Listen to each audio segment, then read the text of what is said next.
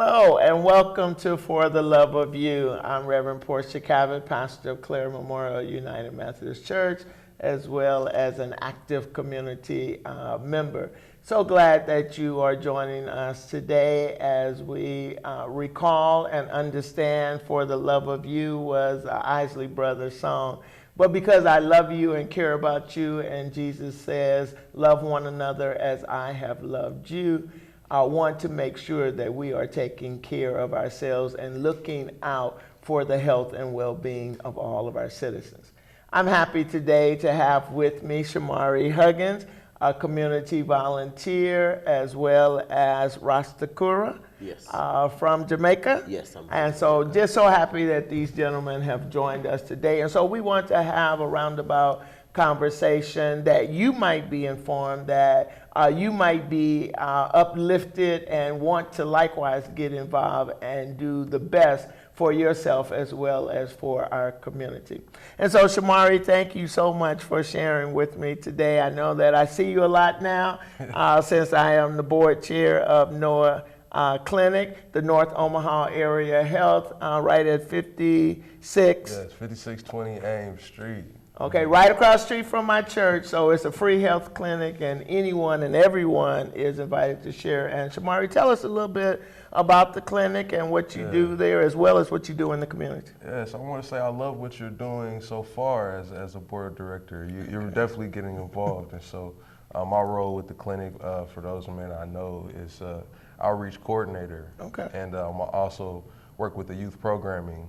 And so we just, want to uplift the youth through education. We want to prevent disease through education. Okay. And, Because you were a youth intern, how many years ago? I don't want to tell your age. No, I was an intern about 10 years ago. Wow, okay. Yeah, so I got exposed to health disparities and kind of examining the community around us, from a clinical perspective.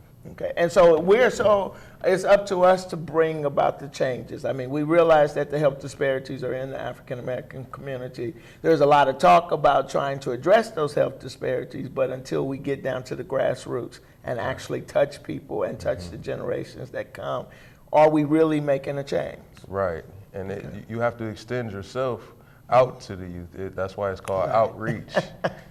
But we also need to reach within and inform ourselves and arm ourselves with information, and then so we can share it. Okay, and so when you say outreach, it just caused me to chuckle and to remember I'm doing so much outreach that sometimes I wonder when I'm taking time for myself. But let's talk about some of that outreach that you are doing. I know that I've invited you to come to Nathan Hale for my Ladies and Gents program to talk, and the kids just love it because you start out with music and capture their attention. So tell us a little bit about your outreach. Yes, I'm always growing as connecting with youth and connecting with students in a unique way, because we have to be creative to connect with our community. For sure. And in these schools, they respond well when you bring energy, but if you give them, dead energy, then they're gonna give it right back to you. Okay. So, but I definitely enjoy coming to your Ladies and Gents program. The students at Nathan Hale, that's an interesting time. Middle school is just, right. Those youth are in the middle. That's true, and we have to be there where they are as they're trying to find themselves and find their place in society. And so it does take a lot out of me, but I do love the kids and want to make sure that they grow to be the best individuals and citizens that they can be. Most of us have mentors or people that we can recall who impacted our lives, and that's what I'm trying to do, is to impact. Yes. And prepare for the future. Yes. So thank you so much for coming and sharing. And so when we were having a conversation about some of the outreach, you told me that y'all were bringing in a special guest. Yes. And so tell us a little bit about the event that you had this past weekend in August. Yes. The Malcolm X Soul Food and Music Festival. It's where we focus on community wellness. We focus on creative expression as an outlet for healthy expression, so the festival was beautiful. It was beautiful. It was families, Oh, wow. You know, there was great artists, and I call them local residing international artists because what's that? the only thing that's local about them is their current physical place, but their message and the way that they deliver their message is global. And this is one of the artists, Rastakura, who we brought to Omaha, and he's becoming a transplant to Omaha in some ways because he's been here a few times before. And so this weekend he performed and shared some spoken word, some poetry, and songs from his album. Okay, so Rastakura, I did a little research and saw that you were a reggae Rastaman, as well as a farmer, and I thought that was very interesting. So tell us a little bit about yourself and what you have to offer and to enlighten us. Well, give thanks. Give thanks. It's a good thing to be here. You know, I really appreciate love, you know, sitting on this chair and sitting beside my brethren, Shamari, you know, and you know, Adam say I'm here, you know, I was performing on Saturday at the second staging of the Malcolm X Soul Food and Music Festival, you know, and it was a nice vibe, a nice energy, you know, and one of the features of the music festival, which is interesting and important to me, is the aspect that focus on the seeds exchange. You know, heirloom seeds exchange, you know, third generation seeds.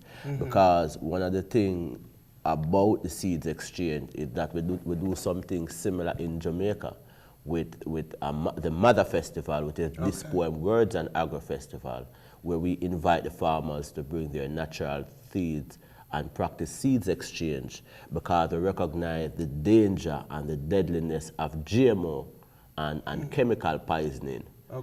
In agriculture, you know, so we're looking at ways how farmers should be reaping their seeds, or they should be saving their seeds, and the type of seeds, and come and support seeds exchange. You know? So what type of seeds or what type of food are you growing? What type of food I'm growing in Jamaica? Well, currently I grow like bananas and pumpkin.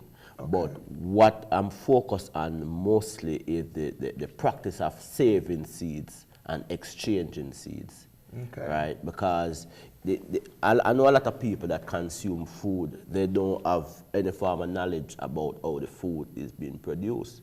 But the reality is that the way our food is being produced now is not the same way food was produced 30 years ago, right? With the advent of GMO, which is genetically modified organism.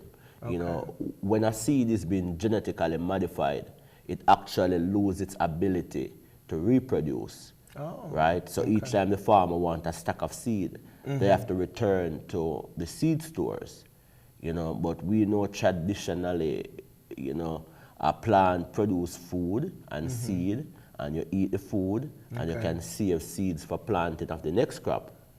So you say, majority of the seeds that are on sale is GMO and will not give you more than one true crop. So I'm saying to people that have seed stocks that are third generation, that have given you 1, 2, 3 or more crops, right, to prove that they are non-GMO. You know, those seeds should consistently be in circulation. And that is one of my main focus now, you know, to edify people about the GMO and to edify people about the natural seeds and about the movement of seeds exchange within different communities in the aim of food security. And so in essence here in America, and specifically in Omaha, you're trying to teach us to make sure that we are holding on to the original varieties and the original species and practice exchange within the community. So I'm going to have to get a little bit more teaching on that because I have a 26-plot garden at the church, and so I don't know that much about the garden. I know what it's supposed to look like. I know when it's time to pick. and I know how to cook it. Right. But I need to get back to understanding how to grow it so Right. that we can have food and to multiply it and to Definitely. pass it on so that others can eat healthy. Because we want to be healthy, and Yes. that's the important part when we look at the health disparities that are affecting especially people of African American descent. Right. And the increase in weight, so that tells me that the food is being It's contaminated. It's been tampered with. okay. Seeing, and if you notice, a lot of food that you purchase, fruits in the supermarket, they don't have seeds, like the melons. Okay. You know, these and the oranges, these fruits grow with seeds.